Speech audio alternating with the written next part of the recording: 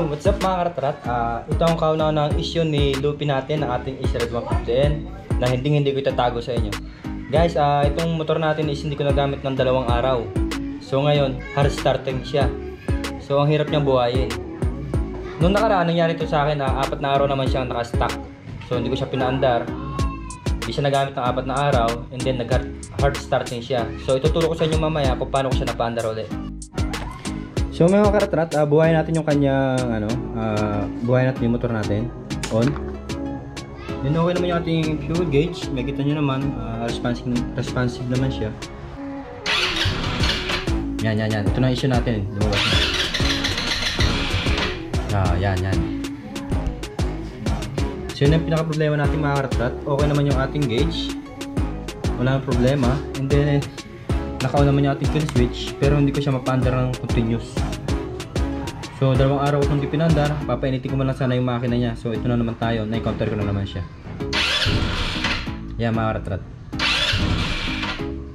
Start siya pero hindi siya tutuloy. Ito yung kini-response na kanya ng RPM niya. So yan lang siya. Ayaw na. So yan. Full switch on, brake, start. Ayaw niya tumuloy mga karatrat. Kahit sabayan ko siya ng gas tapos start, ayaw talaga niya. So yan yung kauna-unahang issue ko na na-encounter sa ating Ace Red 150N. Nung nakaraan kasi 4 na araw ko nga siya pinapaandar, pero may ginawa lang ako sa kanya, umandar na siya. So ngayon gagawin ko ulit yun. Papakita ko sa inyo mga karatrat para may idea kayo yung case na mangyari dito sa inyo mga karatrat. So tara, lilipat ko lang yung motor sa maluwag. Tara. Muli mga karatrat, papaandarin ko siya uli for the last time bago natuwin yung ginawa ko nung nakaraan, kaya napaandar ko siya. So ipapakita ko ulit sa inyo mga karatrat para naman may idea kayo. So in case na mangyari dito sa inyo, alam nyo yung first aid, kumbaga alam nyo yung first step. So itong akin na naman mga karatrat is gumagana sa akin, so hindi ko alam kung gagana rin sa unit yun. Yung gagawin ko mamaya is napagana ko, so sana gumana rin sa inyo. Tara, paandarin ko ulit.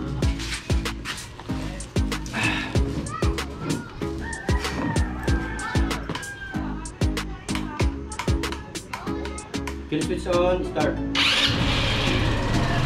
So mag-start siya sa unang start, pero yan, mamamatay siya ulit. So again, pag pinandar ko siya ulit, so hindi na, mahirapan na ulit na magpaandar sa kanya. Yan na siya, wala ulit sa kanya. So kahit gas ko siya, ayaw yung tumuloy, so maubos na yung ating battery.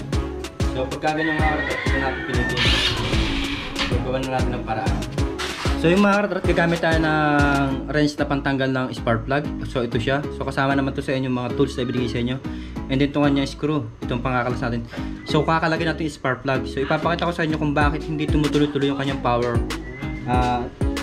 Nakita kong problema mga karatrat is nasa spark plug. Kasi yung last time na binaklas ko to is oily yung spark plug. So may nakapagsabi sa akin na yung gas station na pinagpagasan ko last time, yung kauli-ulihan kong pagpapagas dito is binabaha daw yung pag naulan. So di ba ilang linggo na umuulan, halos ilang bagyong dumaan. So malaki yung tendency na yung gasolina na ikarga ko sa kay Ace Red natin is may tubig. Kaya siguro yun. Hindi pa kasi nakapunta ng kasa, kaya hindi ko alam kung paano i-drain yung kanyang carburetor. Gusto ko na rin sana i-drain yung tanke, kaya lang wala akong idea. So hindi po nakapunta ng kasa. So ito muna ating DIY ngayon. Ito is pantanggal na spark plug, tapos yung screw, and then deha. Ipapakita ko sa inyo mga karatrat yung problema. So tara, paklasin natin yung spark plug. So yung spark plug niya mga karatrat, kita nyo itong wire na to. Ito kung nakikita nyo, ito mahirap. Sisira kayo mga karatrat, walang ilaw. Ito, kung nakikita nyo yung wire na to, so ito yung kanyang spark plug cap, yung high tension wire natin. So talagyan natin to. Medyo matigas to kasi nakasalpak siya sa ulo ng ating spark plug. So uga-ugaan nyo lang to, tatanggal nyo to. Ayan. So ito yung ating ignition, hindi ko tawag dito high tension wire ba o ignition, basta ito yung nakasalpak sa spark plug. So ang hirap ko naman magaling na hindi mo talaga alam. So kalagin natin yung spark plug. So pasok na natin sa loob mga karatrat. Makakapanin naman si mga karatrat, kaya nyo makita, makakapa mo yung spark plug. So hindi ka naman maliligaw. So nasa loob siya hindi na nagbaklas ang flarings. Kasi nadudukot naman yung spark plug dito. Eto. Yan, ready to go na tayo. Gamit tayong screw, yung bigay nila. So kung sakto-sakto naman siya, hindi naman siya pa, hindi ka naman papaherap. So piti mo lang mga karatrat. So pagka lumaano na siya, pagka nag-loose na yung thread niya, mapipit nyo na to. Kamayin nyo na lang. So sasama na yung spark plug dyan. So alam kong hindi naman nabago sa inyo yung mga karatrat. Itong aking pinapakita na sa inyo is yung nagawa kong way para mapa-under cool yung motor ng continuous at magamit siya. Marami na nagsuggest sa akin na nagtanong na lang sa mga group natin sa page natin na so yung mga karatrat, papakita ko si spark plug sa inyo. So ayan.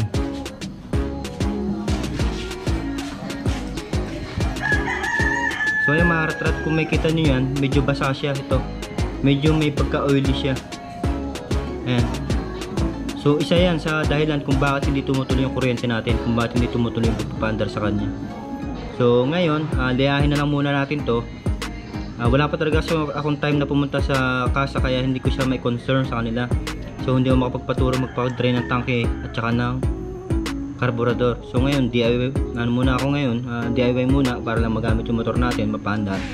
So yung mga karatrat, ito yung ating spark plug. So liliyahin ko lang siya. Konti lang para malinis yung mga oil na sumasagabal sa pag-continuous ng kuryente ni Easyred 150N natin. So ito ang kauna-unang issue na na-encounter ko kay Lupi mga karatrat. So sabi ko naman sa inyo, hindi ko tatago sa inyo kung ano man yung issue makita ko kay Lupi natin. So i-share ko sa inyo yan para aware din kayo. So as of now, sa 2 buwan kong ginagamit si Easyred 150N natin, ito pala yung kauna-unang issue na na-encounter ko sa kanya. Dinis-dinis na muna kasi wala ko tayong budget pambili ng spark plug. Sabi ko naman sa inyo, hampas lupa lang tayo, hindi tayo makakasabay sa mga nag-upgrade. At saka sinabi ko na rin sa inyo mga karatrat na more on stock tayo. So kung sa makakarating ang stock ng Easyred 150N natin, so dun muna tayo. Tara, kapitan natin ito. Dating kayo mga karatrat, balik na natin doon. So makakapa mo naman yung butas dito. Yun, nakapa ko na. So i-shoot mo na ulit doon mga karatrat, balik mo na ako sa makinuha.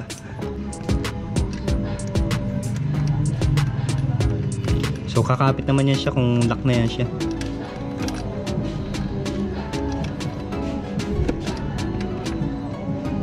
Yan, kumapit na siya mga karatrat, higpitan na natin siya.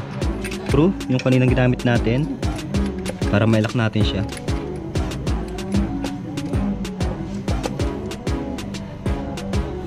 Kunting higpit lang mga karatrat para hindi naman mabilog yung thread natin. So ano lang, soap ano lang, malambot. So okay na. So balik natin itong mga karatrat, itong kanyang high tension wire. Kung bisado mga karatrat, pasensya na kayo alam nyo naman bago lang tayo dito. So ikapitan na natin. Maglalak naman siya mga karatrat. Maramdaman mo na siyang kakapit yung kanyang spark plug. O yun, kumapit na siya. So yung mga karatrat, na-try na natin na linisin yung kanyang spark plug. Subukan natin kung gagana na yung kanyang kung under na siya ng continuous.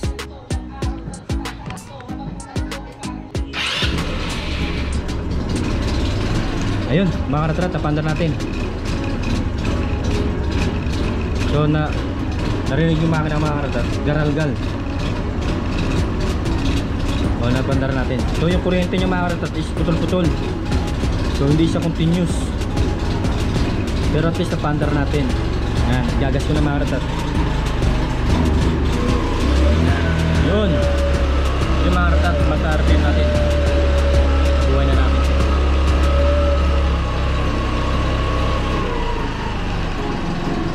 Yung mga karatrat, nagagas na natin siya. Kanina hindi natin siya magas. Pag ginas natin siya kanina, namamatay siya. So ngayon, narinig nyo naman, nakapaggas na tayo.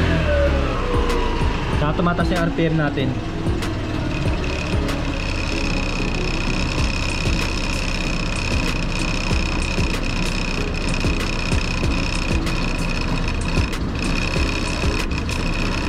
Yun lang mga karatrat, no? Yun na yung ginawa ko. Nahirapan na magpa-andar sa kanya kasi nga ilang araw siyang dinagamit. So nilinis ko na yung spark plug. Kita nyo naman na nileha lang natin yung kanyang electrode. Kasi siya, yung natutuyon siya ng langis. paraan yung kanyang problema na hindi natin siya mapandar. So ngayon napandar natin siya, linis spark plug lang, and then yan, makakapunta ka ng kasa kung sakaling may time ka, pwede mo na ipacheck kung anong problema. So mga retrat, pagka papandarin yung unit nyo is videohan nyo na rin, tapos ipakita nyo ka sa kasa kung anong problema para malaman agad ng mekaniko kung anong gagawin niya. Kasi mahirap kasi minsan pag once na mapandar mo na to at nasa kasa ka na, mahirap nang ibalik yung dati niyang problema kasi uminit na yung makina niya. So madali nang dumalo yung kuryente kapag mainit na yung makina. Okay, mga retrat, medyo tinaasa ko yung minor niya mga retrat para naman mapainit natin yung makina natin ng maayos. So ito na siya ngayon, at least napandar natin, di ba? So yung mga retrat, awas na napainit nyo na yung napainit nyo na yung makina nyo. So pwede nyo nang babaan yung minor. Ito lang naman yung kanyang minor. So ayan. So ito mga retrat, ito babaan nyo na ito konti. Ito lang yung ng minor natin. Ito yung sa minor natin, idle screw natin. So babaw lang.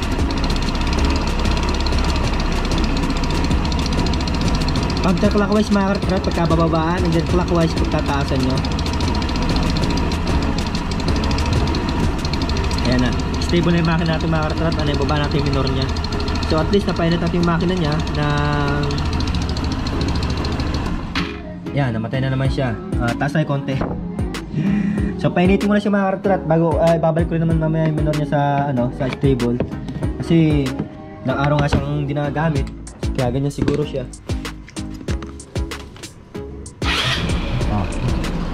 One click na mga retrat. Kanina hirap na hirap tayo panda rin siya, diba? Nakita nyo naman yung ginawa natin kanina. Tagal natin siya bago na fast start. So linis linis spark plug muna. Kung di kayo makapunta ng kasa, pwede nyo nang gawing DIY nyo, first aid kumbaga nga, para lang mapandar yung motor nyo at madala nyo sa kasa. Pandarin natin ulit for the last time.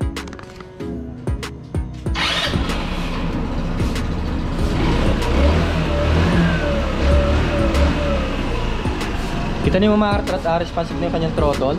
Mag-gas ka, response na siya. Kasi nalinis na natin yung kanyang spark plug. So yun naman ang problema yung pag nawala ng guys, mamatay na ganun, na kuryente lang yun. Madumi, may madumi sa kuryente nyo. Start.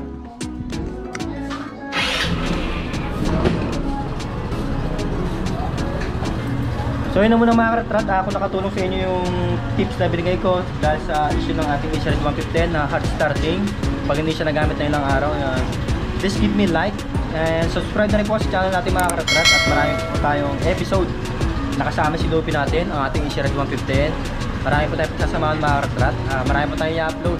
Si Lupi natin kung may nagbago sa performance niya nung dinisin natin yung spark plug natin. So lalabas tayo, road test natin siya para hindi naman na-stuck yung kanyang mga bakal-bakal.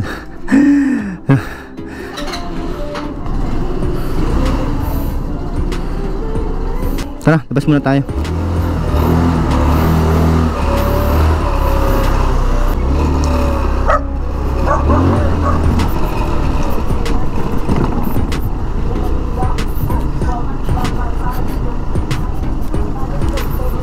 So mga retrat, ito yung sinasabi ko rin sa inyo na kahit araw-araw ko maglinis ng motor is hindi magiging effective. So kita nyo yung mandahan dito sa amin, rough road. Maputik. So gumagawa na rin yung mga taga dito sa amin ng paraan paano malilesin yung putik. Syempre ayan gagawa na sila ng hukay-hukay. So mga retrat, ito yung performance nya pagkatapos natin linisin yung kanyang spark plug. So the same na mga retrat, yung power nandito pa rin. So kung may may problema kayo sa unit nyo na hard starting din, pag na-stuck siya ng ilang araw at nahirapan kayo siya panda rin, so ganun lang gawin yung mga retrat. Yun na yung pinaka the best way at easy way na mapandar nyo yung motor natin.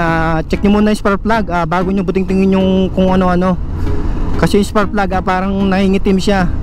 So gamitin muna natin si Lupi, na-stuck kasi siya. Wala pa tayong mga rides ngayon due to pandemic syempre. Pero tingnan natin yung niya, power niya, kung nandito pa rin.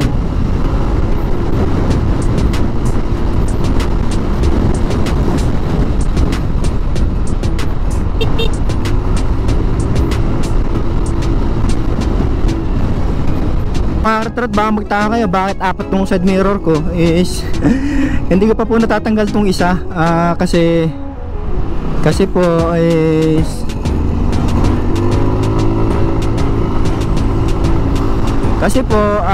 wala pa akong pantakip dito. Bumili naman ako nakaraan, kaya lang hindi match yung hindi match yung bolt, ayaw pumasok ng isa. So sabi nung binibilan ko, maghanap daw ako nung pang Honda, kasi yung size to ng side mirror natin is pang Honda. So ito mga karatrat, makikita nyo naman yung power natin, yung throttle response natin, andito pa rin siya. Yan, naiiwan ka pa rin sa upuan kapag naggagas ka. Payo ko ng mga karatrat, kung meron kayong kung i-stock nyo yung unit nyo, siguro mas the best na yung andarin nyo siya tuwing umaga, para maiwasan lang natin yung pagiging niya, hard starting. So medyo mayroon siya pa andarin pagka na-stock siya. Pero yung pinakita ko naman sa inyo kung ano yung dapat yung gawin, temporaryong paraan, solusyon para mapandar yung unit nyo pagkaka-stock is yun, release spark plug lang. Huwag na muna kayo mag-ano ng karburador, magbuting-ting ng karburador, huwag nyo na munang galawin. So nakita nyo naman ginawa natin kanina, linis spark plug lang, and then we're pwede to go na tayo, diba?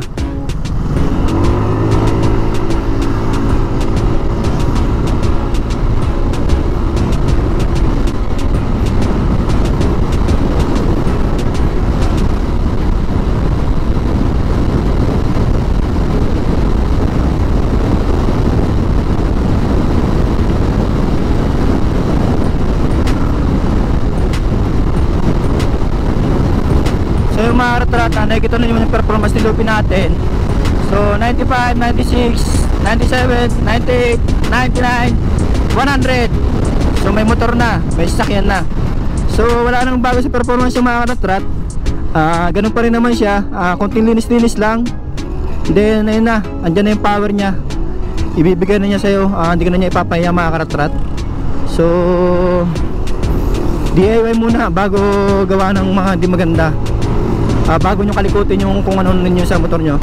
At ano yung mga karatrat, nilinis natin, spark plug lang kanina. So napakahirap talaga niyang panda rin. So sabi ko sa inyo, apat na araw to na stock nung nakaraan.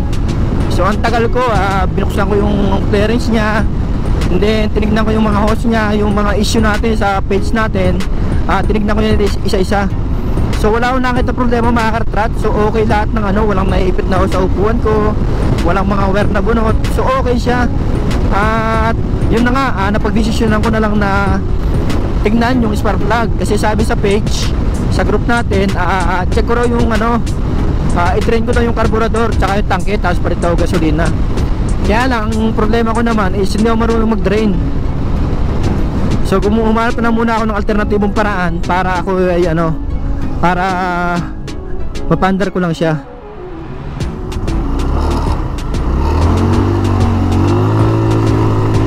So yun nga naging solusyon mga karatrat. Ang tanging parang kong nagawa is linisin yung spark plug, and then ito na, umaandar na ulit tayo. And then yung 100 natin is easy pa rin sa kanya.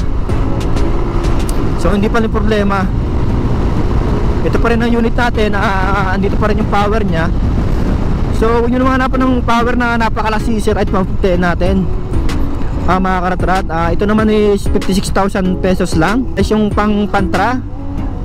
pan-tricycle, pero yung looks nya, features, add-ons, sulit na mga karatrat. Hindi na nakakahiya. Although na China bike to motor natin, nasa pag-aalaga na lang natin yan kung paano natin ito patatagalin ang buhay. So yun lang mga karatrat, ito ang kauna-unahang issue na na-encounter ni Ratmoto sa unit natin. So at least sinare ko sa inyo, pangako ko naman sa inyo mga karatrat, na anything, any issue na may encounter ko rito sa unit natin is i-share ko talaga sa inyo. So hindi ko ipagdadamot yan, hindi ko itatago yan. So share tayo. Shoutout nga po pala sa mga bagong subscriber ni Ratmoto. So salamat po sa suporta ninyo mga karatrat, sa mga patuloy na naniniwala kay Ratmoto. Maraming salamat po. At then mga karatrat, biglang vlog lang to. Yung shoutout po natin is next episode na po natin. Pasensya na po kayo. At Papainitin ko na sana yung motor natin. Yun nga, nagkataon nga na lumabas yung ating first issue sa unit natin. Kaya ito, biglaan vlog lang ito mga karatrat. Kaya hindi ako nakapag-prepare ng shoutout natin. So mga karatrat, next episode natin, I promise, shoutout tayo. So muli mga karatrat, it's me, Ian Ratmaro, signing off. Peace out.